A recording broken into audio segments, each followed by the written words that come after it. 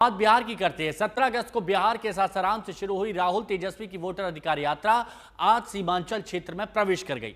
बिहार में मुस्लिम वोटों की सियासत के लिहाज से यह क्षेत्र बेहद अहम है, क्योंकि यहां की तमाम सीटों पर मुस्लिम वोटरों की अच्छी खासी तादाद है। सीमांचल क्षेत्र में आने वाले 4 जिले मुस्लिम आबादी 35% से भी ज्यादा है और इसीलिए सभी की नजर इस वक्त यहां पर टिकी हुई है। राहुल तेजस्वी एक जीप पर उन इलाकों में जहां पर कहा जाता है कि मुस्लिम फैक्टर काम करता है। अब इस यात्रा से किसको फायदा होगा, किसको नुकसान होगा, ये चुनावी परिणाम बताएंगे, लेकिन अभी पूरी कोशिश की जा रही है सभी दलों की तरफ से। अमित भारद्वाज हमारे सहयोगी इस वक्त हमारे साथ जुड़े हुए हैं। अमित, वोटर अधिकार यात्रा सीमांचल क्षेत्र में राहुल तेजस्वी की जोड़ी कितना कामयाब, कितनी क्या तस्वीरें दिख रही हैं वहां? हिमांशु, देखिए, जो स्थानीय दल हैं और उनका जहां जहां ताकत है उसका इस्तेमाल करने की कोशिश हो रही है इस वोटर अधिकार यात्रा में।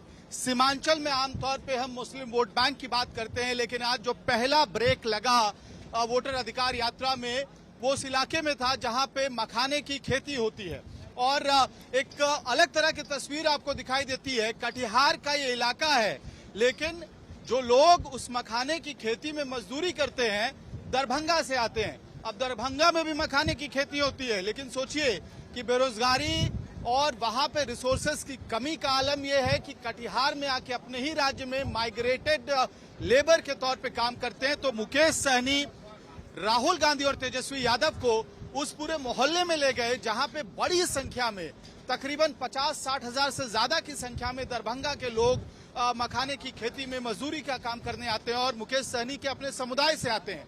यानी कि वीआईपी का जहां स्ट्रांग होल्ड था, जहां रिलेट करने का फैक्टर था, वहां राहुल गांधी और तेजस्वी यादव दोनों को ले जाया गया और एक एक करके अलग अलग जो झुग्गियां थी या घर थे मखाने बनाने की जो यूनिट थी, वहां पे राहुल गांधी और तेजस्वी यादव दोनों खुद मिलके आए। फिर लास्ट में खाट पे बैठ के देखिए, क्योंकि लगातार यात्रा चल रही है तो इस तरह से ब्रेक लगता हुआ ट्रक पे आपको दिखाई देगा। एक बार मैं वीडियो सहयोगी से गुजारिश करूंगा कि कैमरा जब वो जूम करेंगे तो आपको राहुल गांधी, तेजस्वी यादव और दीपांकर भट्टाचार्य, ये सारे नेता दिखाई देंगे। शकील खान है, राहुल गांधी इस वक्त नीचे बैठे हुए हैं जीप पे।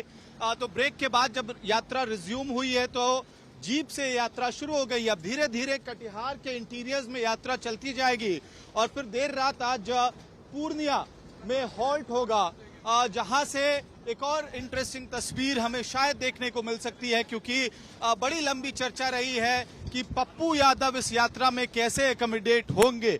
पप्पू यादव पूर्णिया के स्थानीय सांसद हैं और इससे पहले जब यहाँ पे वोट चोरी या वोट अधिकार को लेकर आरोप लगाया था राहुल गांधी और तेजस्वी यादव ने, तो उस वक्त जीप पे पप्पू यादव की एंट्री ना होने को लेकर विवाद हुआ था।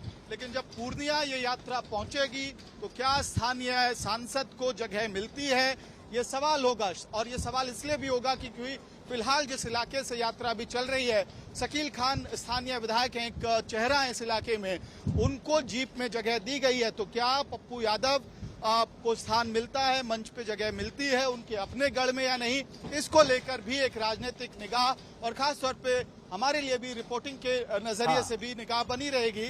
लेकिन अब कुल मिला के सीमांचल के उस बेल्ट में यात्रा आ चुकी है जो एक समय पे राजद का किला माना जाता था, जिसे असद ओवैसी की पार्टी ने पिछले चुनाव में ध्वस्त किया था। तो वहां भी कंसोलिडेशन करने की कोशिश हो रही है। देखिए, आपने बहुत डिटेल में एक जानकारी दी है और आपने बताया कि क्या गुणा गणित वहां पर साधा जा रहा है। बने रहिए हमारे साथ।